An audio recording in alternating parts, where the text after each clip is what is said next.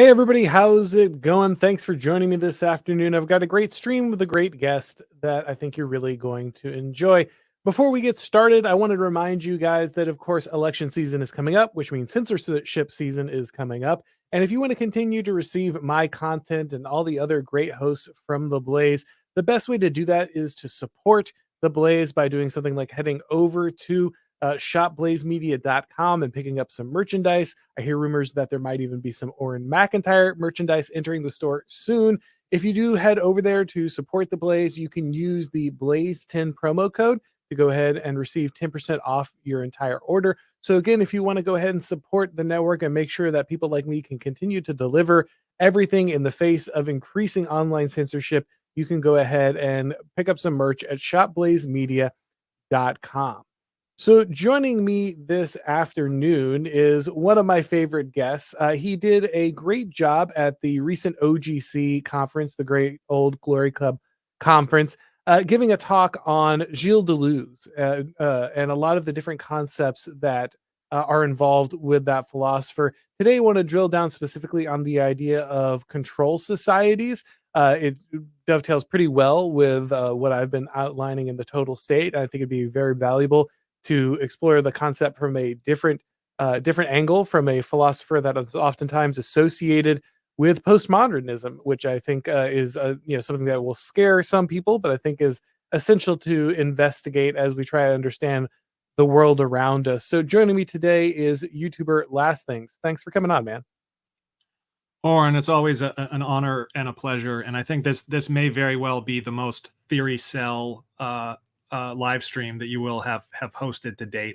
We might even be giving like Geo a run for his money. I was gonna say, man, I don't know. I've had some pretty hardcore theory cell interviews. I myself have delivered a few of them, but you definitely gave one of the most theory cell talks at the Old Glory Club. But it was unanimously considered one of the best. I think you did an excellent job. We're only going to be exploring one aspect of that, but I really hope that you flesh out the rest of it on your own channel, because it really was a fantastic talk. You covered a lot of ground. I think it's very valuable information for people to understand. But before we dive into all that, guys, let me tell you a little bit about today's sponsor, the new movie, Sound of Hope. Hey, guys, I want to talk to you about a wonderful new movie from Angel Studios, Sound of Hope, the story of Possum Trot. It's inspired by the powerful true story of Bishop and First Lady Donna Martin and their tiny Bennett Chapel Church in the town of Possum Trot in the woods of East Texas. 22 families from a rural black church linked arms and courageously adopted 77 of the most difficult to place children in their local foster care system. By doing the impossible, the first 76 kids were adopted between 1998 and 2000, and another was adopted in 2011. This East Texas community proved that with real, determined love, the battle for America's most vulnerable can be won, as this act ignited a national movement for vulnerable children that continues to this day. The first step to ending the crisis is to raise awareness. I encourage you to order your tickets to see Sound of Hope, the story of Possum Trot, today at angel.com/Auron. That's angel.com/Auron. The fight for kids begins on July 4th when Sound of Hope opens in theaters. All right, guys, let's hit the ground running because we've got a lot of ground to cover. So Last Things, obvious question here. First, what are societies of control? How do they differ from the way that societies have always existed? Isn't there always some level of control in societies? Yeah, totally. Let's do this, Auron. We're gonna make all of this obscure French theory as legible as humanly possible. So, sorry. Before we get into that, I should have started here because I think it's important to address real quick, since we are talking about obscure French theorists. Gilles Deleuze is a postmodernist by most understandings.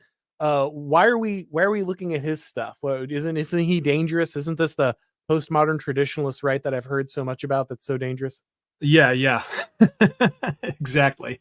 Yeah, no, I think it's I've kind of made it a little bit of a pet project of mine to attempt to I call it the based baptism, to take some of these postmodern ideas or postmodern thinkers and try to investigate how they're actually in many ways kind of more useful and even credible for people with right-leaning dispositions.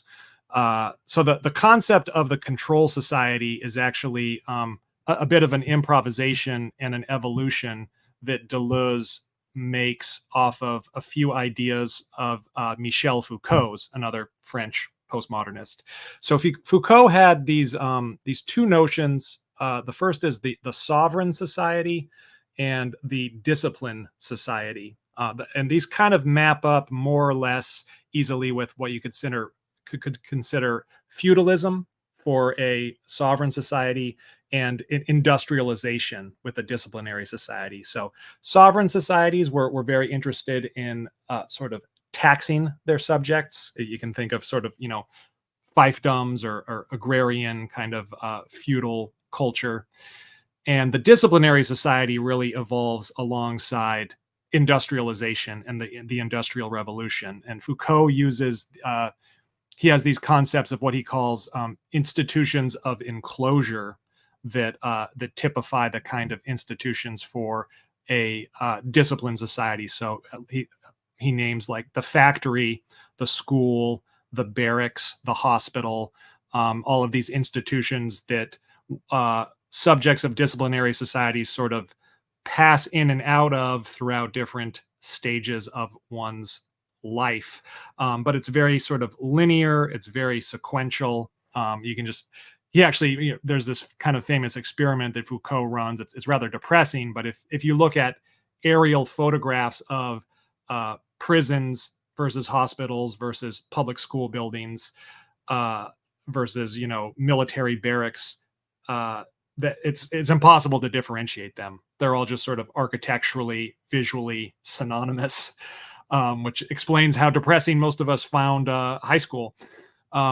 But so Deleuze takes these ideas, and he's not counter signaling these. He's not saying that Foucault's model is incorrect. But what he did do is he came out with this essay in the early 90s called Postscript on Societies of Control. And what he was pointing out in this essay is essentially that Foucault's model of the disciplinary society was very quickly becoming extinct. And this is happening as the West and America deindustrializes. This is happening alongside the rise of the computer. This is still, early 90s. It's not like the internet is ubiquitous or computer technology has really taken over the way it has now. But he posited the control society to say that we're entering sort of a new stage of political power where power and power's subjects are going to be organized in a very, very different manner. It's no longer this sort of sequential sort of assembly line domination that you see coming out of industrial societies. And he calls it the control society because he feels that the methods of control are becoming much more sort of continuous and diffuse and elusive and what he would call cybernetic. And I think it's a bit telling that this is just a few years before films like The Matrix came out. You could sort of consider The Matrix as something that a bit of a synonym for a control society. So a control society is not it is not interested in controlling its or disciplining its subjects, I should say, in the manner of a disciplinary society where they want to extract, 10 hours of labor from you per day in an assembly line. They're not concerned with production or energy because that's no longer really the economy of the West. Control societies are societies that do not want to give their subjects the impression that they are denying you any possibilities or preventing you from doing something. And this is what is somewhat Matrix-like about them. They want to provide you with a certain kind of illusion of freedom and decision making and choice. So it's far more complicated. He also used words like, a network and a web to describe control society. Again, very kind of prescient and telling given the rise of the internet. But essentially Deleuze always uses machines conceptually. That's right. Sort of symbolism, his imagery, and he would say that we're moving away from the machinic symbol of society being like, industrialized equipment per se, or like a factory machine, like a mill or a lathe, into a society that's closest sort of machinic analog is that of the computer. I do find it interesting the shifts here. You talk about the sovereign society, and obviously this is feudal, mostly agrarian production. Is the way that this is ordered, and of course, people are bound to the land in many cases. They're serfs or they're bound to the lord. But the idea that kind of the state itself needs to have a direct day-to-day kind of say over every one of your thoughts and your feelings is kind of outrageous, right? That doesn't really exist. And then it shifts to these societies of control and the industrial society. And in this scenario, uh, humanity is more concentrated. Everyone has to pour through these institutions. There's only so many ways to organize masses of humanity, which is why prisons and schools look the same, because whatever you can, schools are functionally prisons for children. But even if they weren't, like, just the necessity of housing that many people and organizing them and rotating them through different stations and everything that's involved in a factory or a prison or a school shares this. And this is the one Foucault book everybody has to read in college. I had to read it, when he talks about this, and the way that all of these different, architectures are driven by the function of these different institutions to manage, society in this particular way. But then the shift to the control society seems to be one of dematerialization. It's the way in which we no longer need to exist inside perhaps these shared spaces on a regular basis. The institution and the idea that we would share as a mass man, these institutions, starts to go away. But we still need to share the same idea space. And so the freedom, like you're talking about, from the control society comes from the idea that perhaps there's an illusion of constant choice. There's this, the dematerialized institution no longer governs every one of your actions and no longer guides you in a physical sense from one place to another, but it herds you mentally through the narrowing of these different ideas. Yeah, that's very well put. I think this is especially true since COVID, since at least a very large share of sort of white collar information economy employees are just kind of working remotely from home. So a lot of people's lives don't even sort of superficially resemble this disciplined society, where you're passing in and out of these discrete institutions of the office, where you go from 9 to 5 before you return to the household. You might in some ways physically and superficially have more freedom, in that you just have a home office or what have you. But we are kind of dealing with this panopticon of being monitored via things like social media, and yeah, so people's sense of being watched and being monitored is not just simply limited to a factory or an assembly line. The way I think the most helpful image that Deleuze offers as a means of kind of understanding the control society, it's one I mentioned in my talk, is the concept of the freeway, right? And I think the freeway is it's the freeway. It's especially within sort of like American mythos, it's got this kind of really powerful association with freedom and independence. You just think of your standard sort of sports car commercial of somebody cruising down a 5-lane freeway, and seeing these beautiful vistas. You can switch lanes, you can go at incredible speeds. However, it is nonetheless this mechanism which is only really steering you in a certain direction. You're only provided certain exits. The freeway, yeah, is usually kind of a donut. It's circular.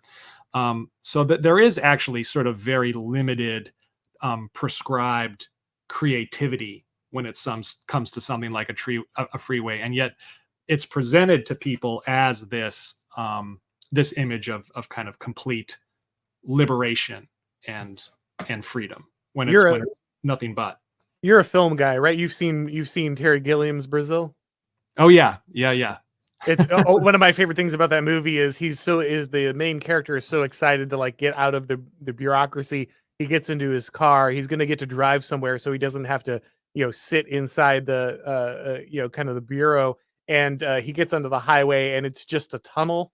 Like he's out, but you could like they show from the outside, you can see that he's out. He's outside, but inside the freeway, it's just nothing but billboards. And there's no way to see outside of the billboards. So Yeah. you're on the highway, but the entire experience is still enclosed. You're theoretically choosing your path, but every moment is still completely tunneled and guided in a particular direction. Yeah, no, I would count Brazil. I mean, it's earlier. I think it came out in the 80s, but there are a lot of films that I think are helpful tools for discussing and articulating the control society that came out in the 90s.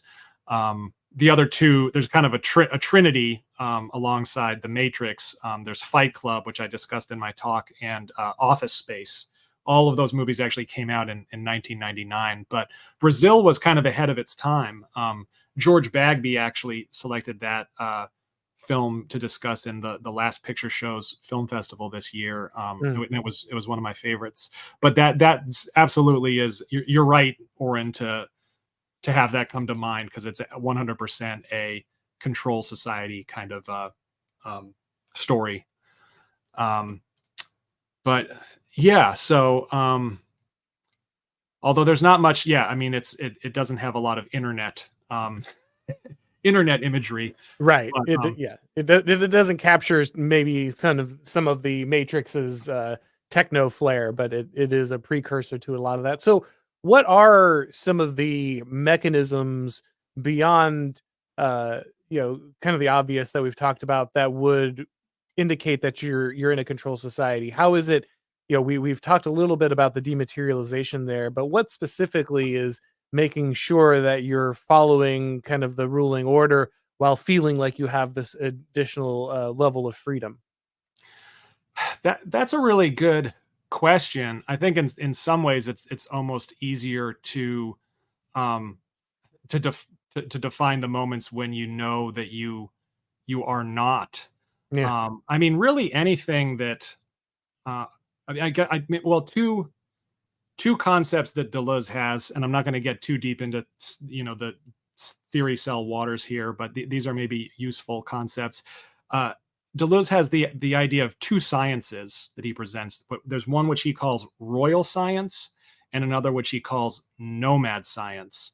And royal science is really sort of science, like capital S science as you would come to know it, which would be any sort of any discipline, any STEM uh, uh, discipline or subject matter expertise that has a kind of instrumental purpose within society, whether we're talking about engineering or chemistry or what have you. If it has a sort of instrumental mechanistic utility for a control society, if it will kind of land you a job, if it will get you a mortgage, if it will help support the economy. Those are all things that he groups under royal science. And I would say, even if you, and that's not, and this is not to say royal science bad, nomad science good, because there's plenty of instrumental science is necessary and good much of the time. But the other category, which is a bit more elusive and strange, is what he terms nomad science.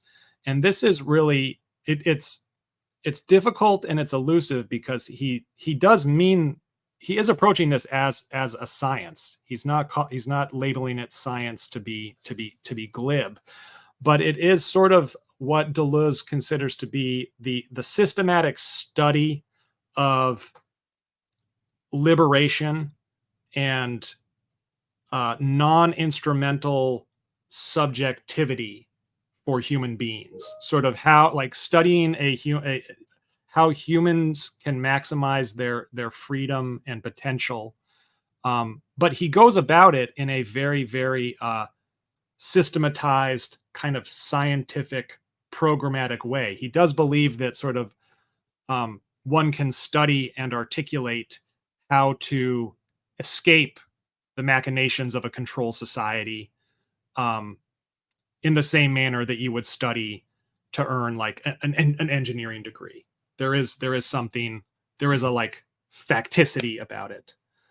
There's a concreteness to the science. So what he's calling nomad science is really anything that maximizes one's escape velocity or freedom from a control society. Yeah, I feel like Deleuze just kind of throws nomad in front of anything, like when he wants to talk about escaping. That's his kind of watchword. If you Yeah, see yeah. that pop up, then that's his go-to. It's weird too. I mean, nomad. Sorry to jump No, on no, you, go ahead. but I know nomad is a it's something a little bit hard to pin down as well, because he talks about various different kind of nomadic groups. He and his co-writer Guattari were very interested in like Genghis Khan. I guess that's probably the early instances of the nomad, because he sort of juxtaposed the kind of nomadic, um, Mongol hordes that were very kind of fluid and occupied flat spaces, the flat land of the Mongols. Flat spaces are usually like, a sign that it's something that Deleuze is keen on. And he can kind of contrast that to the like highly bureaucratized and mechanistic sort of like Chinese empire that they were kind of constantly um, at war with. But he also talks about the nomadic people who, like the journeyman nomads who, uh, in the medieval period, built many of the like the greatest sort of Gothic cathedrals. I didn't actually know much about this in history at all until I started reading Deleuze. But a lot of the people, the most beautiful kind of cathedrals that you see in Europe were created by these sort of these journeymen who would just travel from country to country or principality to principality and deploy their art and their science. And his point in kind of focusing on them is they are these, on the one hand, they have this very concrete skill set. You don't build the Sistine Chapel just by being this kind of uneducated, unrefined nomad. But it is this level of artistry and engineering that is kind of deployed creatively. I mean, in that particular circumstance, like, for the glory of God. It's this beautification. It's just attempting to create the most sort of elevated, beautiful structures that they can fathom or that they can achieve, and then they sort of go on and try to outdo themselves with the next cathedral that they build. No etymological relation between this Deleuzian cathedral and like Moldbug's cathedrals. That's a different schema. But so that's part of what, a couple examples of why he's always fixated on like the nomadic as the truly liberated person or tribe. Well, I definitely want to dive deeper into some of these connections to the total state. I think that we're approaching an observation from two different directions, which I think is always useful. But I also want to talk about what he suggests possibly to escape these societies of control, because obviously, he's not going to introduce this term and this understanding unless he's going to tell us that there's an alternative or a way to kind of rupture this current status quo. But before we talk about all that, guys, let me tell you a little bit about ISI. Universities today aren't just neglecting real education, they're actively undermining it, and we can't let them get away with it. America was made for an educated and engaged citizenry. The Intercollegiate Studies Institute is here to help. ISI offers programs and opportunities for conservative students across the country. ISI understands that conservatives and right of center students feel isolated on college campuses and that you're often fighting for your own reputation, dignity, and future. Through ISI, you can learn about what Russell Kirk called the permanent things, the philosophical and political teachings that shaped and made Western civilization great. ISI offers many opportunities to jumpstart your career. They have fellowships at some of the nation's top conservative publications like National Review, The American Conservative, and The College Thinker. If you're a graduate student, ISI offers funding opportunities to sponsor the next great generation of college professors. Through ISI, you can work with conservative thinkers who are making a difference. Thinkers like Chris Rufo, who currently has an ISI researcher helping him with his book. But perhaps most importantly, ISI offers college students a community of people that can help them grow. If you're a college student, ISI can help you start a student organization or a student newspaper or meet other like minded students at their various conferences and events. ISI is here to educate the next generation of great Americans. To learn more, go to isi.org. That's isi.org. All right. So, something I was thinking about, of course, when I was looking at the societies of control is that this observation probably wouldn't sound strange to most right wingers. This is not this increasingly, while this would have been a mostly left wing critique of our current society when it was first made in the 90s. I think that became pretty obvious to everybody that this is a real thing. Most when I talk about the shift, we talk about like you said, these sovereign societies. This is usually the feudal model, this original understanding a lot of people have, and that gets undermined by the control society. Or Sam Francis would see this as the shift between the feudal and the bourgeoisie order, and the way that shifted into kind of the original capitalistic mode of production. But then, Sam Francis identifies the shift into what we're now calling the society of control as a shift into managerialism, right? And this is where bourgeoisie capitalism becomes something different. It becomes a different mode of production, a different mode of control, a different way to order society. I wonder what Deleuze would call this shift, like how he would see this, who he thinks is now in control. Would he identify the managers? Does he specify who he thinks this shift belongs to, or is this just kind of the general like leftist? It's the man. That's a great question, and yeah, I mean, obviously, I've been reading your book, Auron. I'm almost through it, and there are plenty of through lines that there's plenty of resonance with a lot of Deleuze's ideas, with some of the thinkers that you profile in your various chapters, and I think that it's a challenge. I don't think that Deleuze would necessarily point the finger at a specific human agency in the way that the capitalist is the boogeyman Mhm. for Marx or other leftists. It's really just sort of the fact that a control society and the systems, the machine itself just kind of takes on a logic of its own.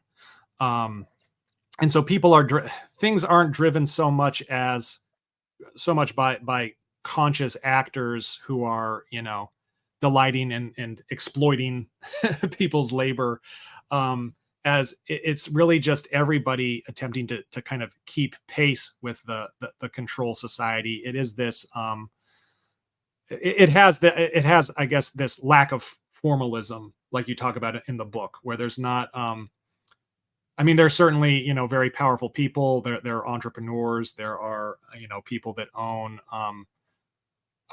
corporations. But I think he does kind of differentiate between the, I guess the factory owner of the disciplinary society, or sort of like, maybe the big, if you're in like a company town and the big man in town is just the one that happens to own the factory where everybody works.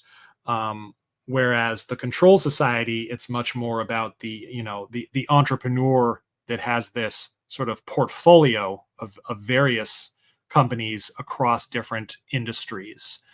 That he uses the imagery of surfing quite often, which is a bit strange as well. But the most powerful people within the control societies are sort of people that exist above and outside the means of production in some way. So I think it's much harder to for anybody to point the finger at anybody as somebody that's holding the reins. So with this, distributed system, when you don't have a particular person to target or a class to target, what then does he think should be the solution here? Does he offer one? Does he give any kind of escape, any kind of way to reorder things, or for the individual to take action? Great question, Auron. So I would say that I think, at least but from my reading of Deleuze, and I'm not trying to claim to be a Deleuze scholar or an expert, I would sort of describe him as somebody who is a pessimist for the many, but an optimist for the few. I think he does always feel like there is a minority of individuals or tribes or groups of people that can achieve a kind of escape from the control society. I mean, the other major concept, and one I touched on in my talk, that he sort of sets in juxtaposition and contrast to the state or the machine or the control society, is this concept of the nomad war machine. And again, one thing that's very complicated in Deleuze is, with most thinkers, whether they're right wing or left wing, it's like, machine bad, non-machine good, right? Like, Mhm. we're human beings, we're part of nature. If there's anything that's trying to render us into a machine, it's usually, a sign of evil. But for Deleuze, whether he has machines of captivity and he has machines of liberation. So even when he's describing something that is, a positive trajectory for people, it's still couched in this kind of technological language. But the nomad war machine is essentially, again, a very slippery concept. I'm not going to get too theory cell here, but the idea, broadly speaking, is well, the first thing to say about it is that it doesn't actually have anything to do with war. I know, like, Nomad War Machine, it sounds like a Rage Against the Machine album or something, right? Like you would immediately think, oh, like the War Machine, like, Raytheon or the Pentagon. But I would like he's to see it as the next Mad Max movie.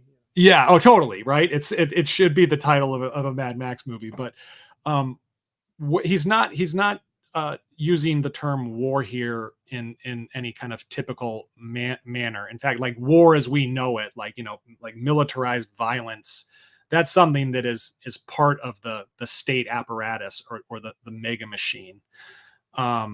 What he's talking about with war is really more our sort of just kind of primal, wild, um, un un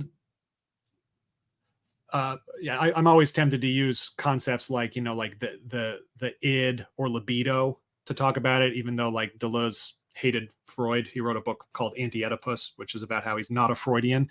But it is sort of this aspect of human nature that just rebels and recoils and refuses from instrumentality or becoming mechanized. It's this kind of primordial force that people always have, that just tries to shake off any kind of chains of control or discipline. So that's the Nomad War Machine is sort of what he describes, and I guess there are kind of different kind of subroutines to it or different aspects to it. But the nomad science, for example, I suppose would be the study of the nomad war machine and how it operates. Um, I don't know if you have a different take on it, Auron, or if I know you've read a fair amount of Deleuze. I don't know if you've read into the nomad war machine I've really specific. only read Anti-Oedipus, but I guess the main thing that I think about is when I kind of hear his strategy is this makes me think of perhaps kind of the Bapians, right, on Twitter. Yes, yeah, Um, they're creating this chaos. They're creating, very much the nomadic plains raid. Just raid things. Don't worry about society. Don't worry about order. Just kind of embrace this kind of Nietzschean will and drive out and this will allow you to escape kind of the society of control. That's why so much of this is done, anonymously. It's done online. It's done in spaces where it's still safe to be absurd, or it's you can push these limits and you can generate these contradictions without you know that's not a problem. That's a solution. yeah, yeah. And so that's what I think about. Yeah, I think that's a great example. Part of why I talked about Fight Club in my talk is that this Fight Club and eventually Project Mayhem and even sort of the figure of Tyler Durden to some extent um, present us with these kind of nomadic kind of elements. Um, I do think that one other term that we could introduce is Deleuze's notion of the line of flight, and the line of flight is I've found no better way of just articulating it than Justin Murphy does. I think he does it in his book Based Deleuze, where he basically describes a line of flight as the galaxy brain moment. Like if you remember the meme, Yeah. or essentially a line of flight is when you have an idea. It could be an idea. It could be an idea to become like a anonymous internet philosopher. It could be the idea for a startup company. It could be the uh, love for a group of people or a woman. But it is basically an idea that is not instrumental or is not systematized and exists.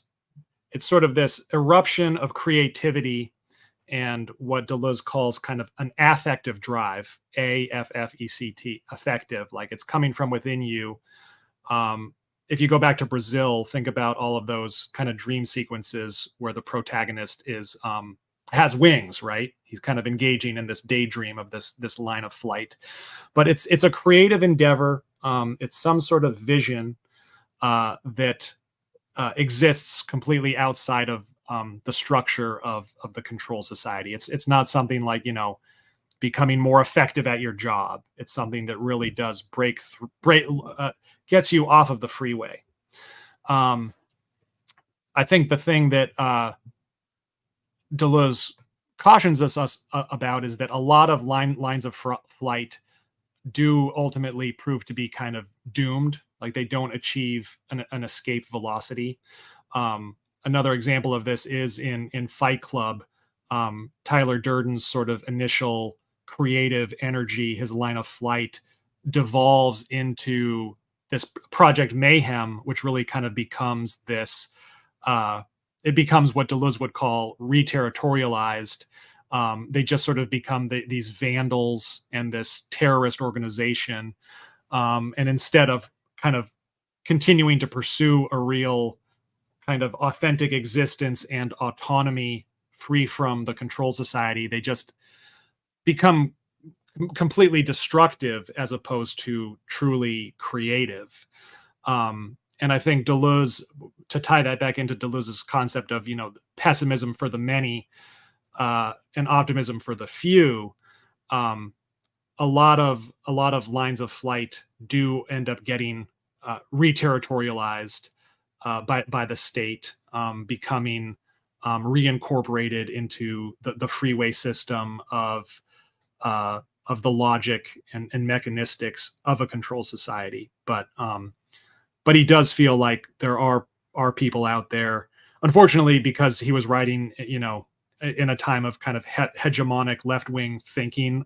The only concrete examples that I know that he gave were of like burgeoning like hippie communes in Europe, which have probably all completely disintegrated. But he does have, I do consider him to be a bit more of an optimist than somebody like Nick Land.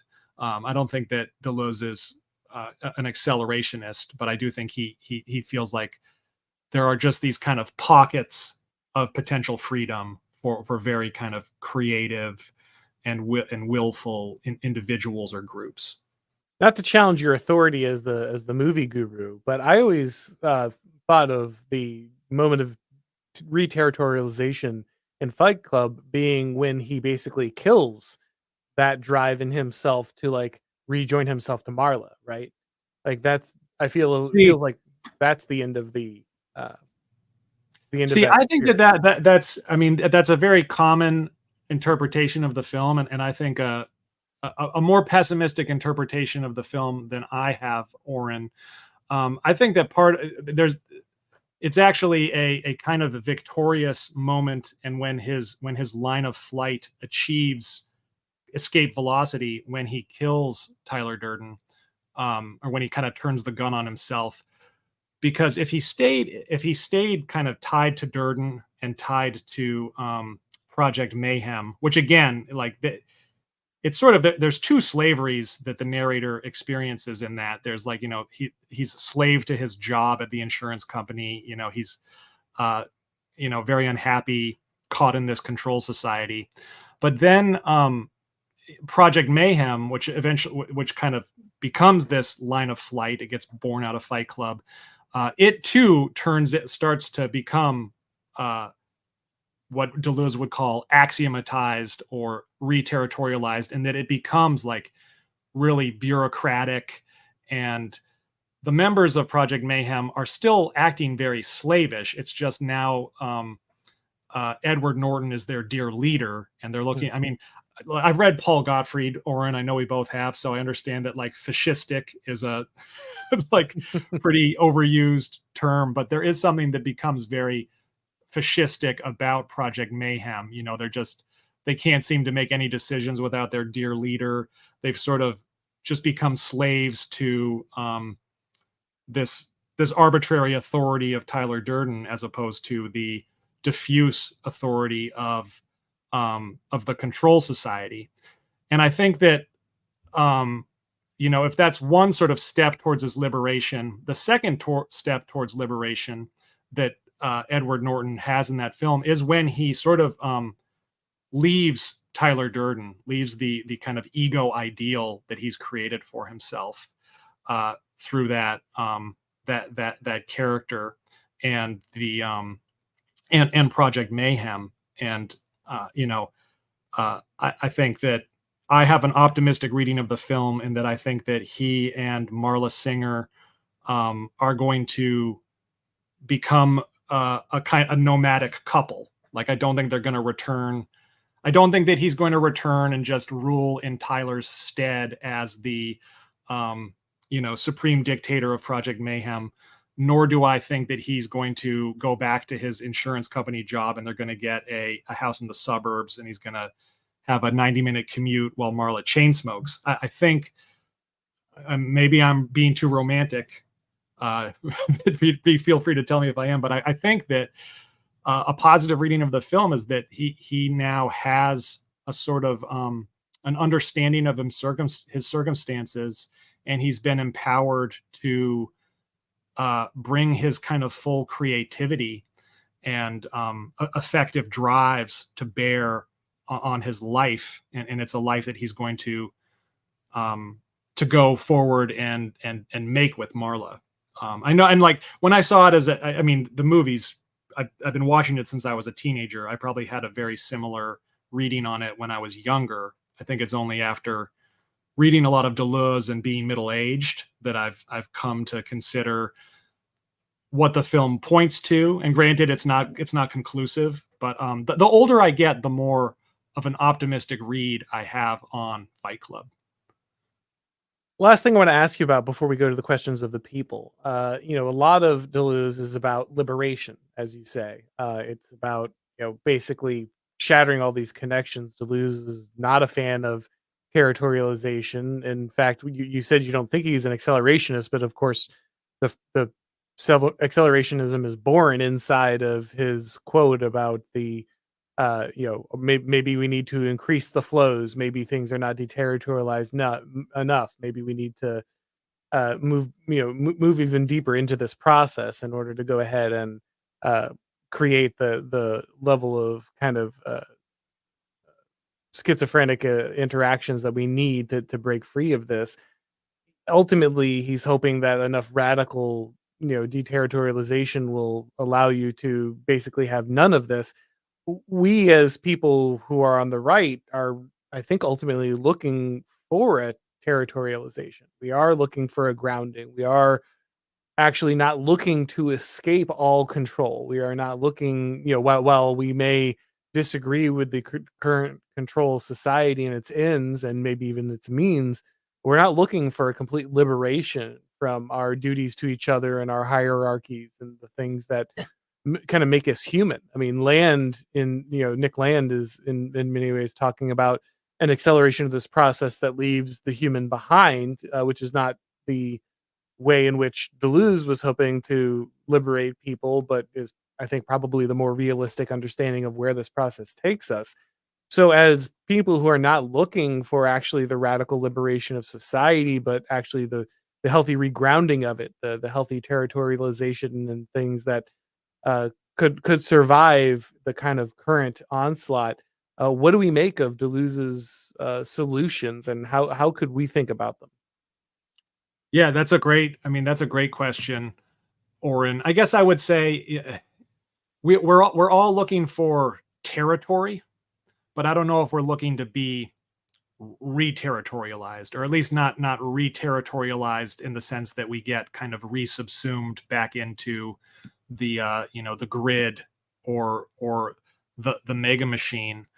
And I know I've caught a bit of flack for this, and granted, nomad, the word itself just implies this very kind of transient, you know, people that follows herds of buffalo, or is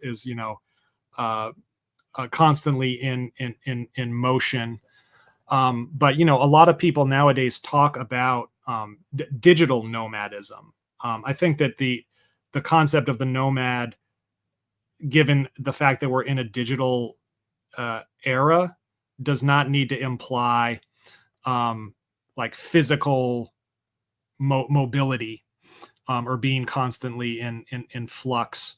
I think there is something. I know it sounds kind of like a paradox, but there is something slightly nomadic about digging your heels in somewhere and forming a community or a micropolity. I think that Deleuze would be sympathetic to that, and I guess I'd also just turn people back to that example of these journeymen, nomadic craftsmen that built the cathedral, because these were certainly traditionalists. These were people that were building churches and cathedrals and monuments to their very very traditional society. So I don't think that there's anything at odds with looking to the past, or maintaining a tradition that's directly at odds with Deleuze's concept of escape. It doesn't have to be future oriented, I guess, is what I'd say. Interesting. All right, guys. Well, we're going to go ahead and transition over to the questions of the people. Before we do, last things, where can people find your excellent work? Yeah, well, I should mention, I believe Old Glory Club is planning to publish my speech on their Substack. I don't know if they've done that quite yet, but if people want to keep their eye on the Old Glory Club Substack, they should be publishing the talk. It's called Becoming the Nomad War Machine. You guys can also just find me on YouTube. If you just type in Last Things, I think I'm top result, along with a handful of Catholic YouTuber, old Catholic videos. So not too hard to find. Excellent. All right, guys, let's take a look here. Tiny Stupid Demon says, I suspect a lot of modern churches would fit in with prisons, schools, hospitals, etc. Yeah, unfortunately, with the massification of everything, including the mega church, I think that you're right that in many ways, sadly, even places of worship have adopted this. This is a, I'm a Protestant, but there is a little something to the the way that Catholic churches or others that have that specific structure where there's only going to be so many institutions inside a parish or something, that there's a particular way that those things get divided means that you don't perhaps have this accumulation of humans into these mega organizations in quite the same way. Yeah, I think you could probably find some churches that and church communities where you sense readily that these people are on a line of flight, or you can kind of sense that these people are captured. I mean, one thing to mention quickly in response to that is, one thing that Deleuze points out for knowing when you're on a line of flight is just a sense of love. Like, and if people if you're involved with a church community, or you're beginning to attend a particular church, I think, check your own affects, check your own motives and attitudes, and those of your fellow parishioners, and that could kind of help determine what sort of environment you're getting involved with. Glow in the Dark here says anything overly artificial isn't good for humans, even if we seek comfort of or luxury. As much as people want to deny it, we are part of the ecosystem. There is certainly a lot of truth to that. There is a rhythm to people's lives that is tied to the land, that is tied to the ecosystem. There's a reason that Spangler always said that the end of the civilization is always the return to the land. People get exhausted with the artificial constructs that have pulled them away and pulled them deep into these sclerotic societal phases, and they yearn to go back to something that is more in tune with the rhythm of the land.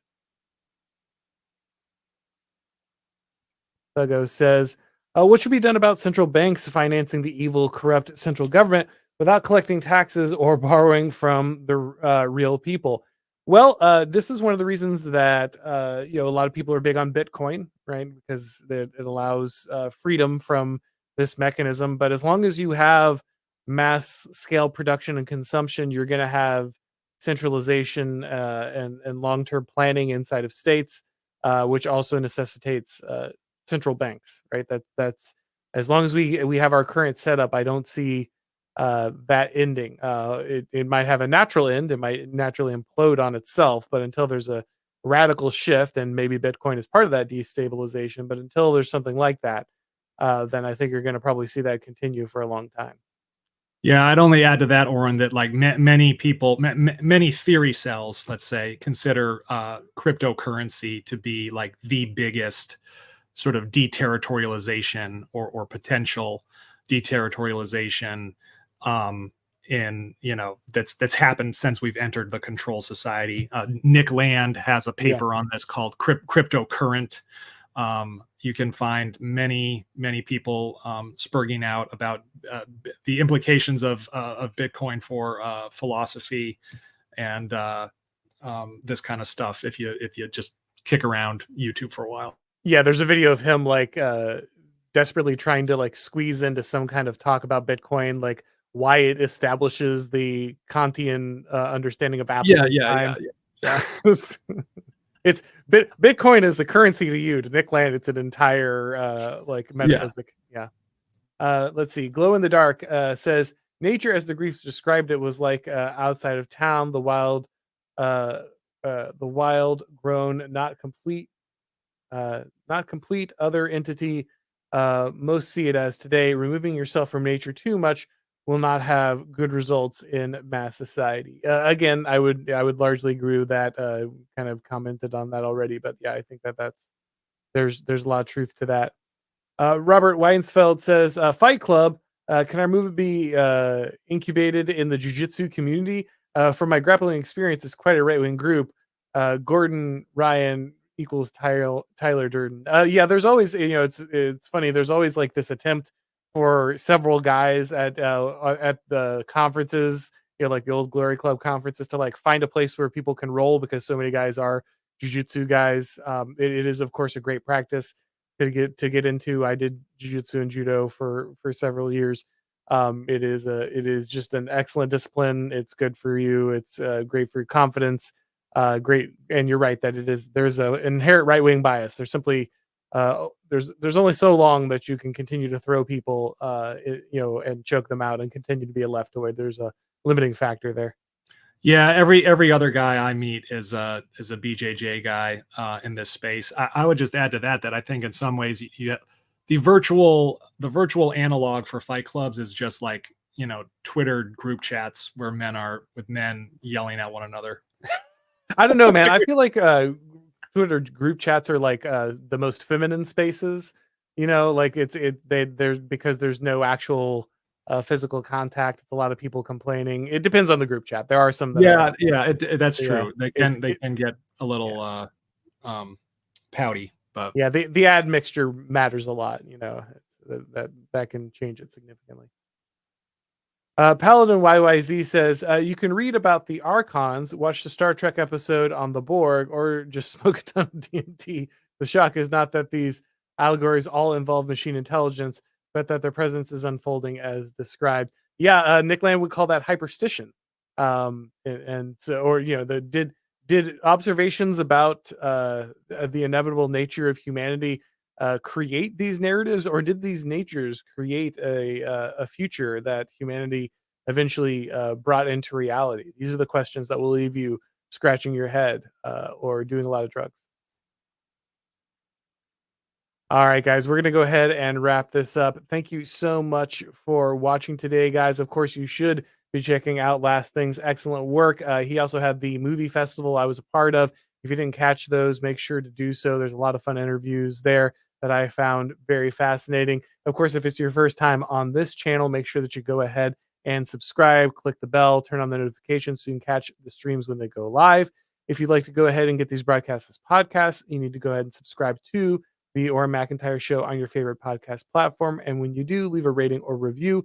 It really helps with the algorithm magic. And of course, if you would like to pick up my book, The Total State, you can go ahead and do that on Amazon. It's also at Barnes & Noble's Books A Million. You can probably order it through your favorite local bookstore if you'd like to support them as well. Thank you so much for watching, guys. And as always, I will talk to you next time.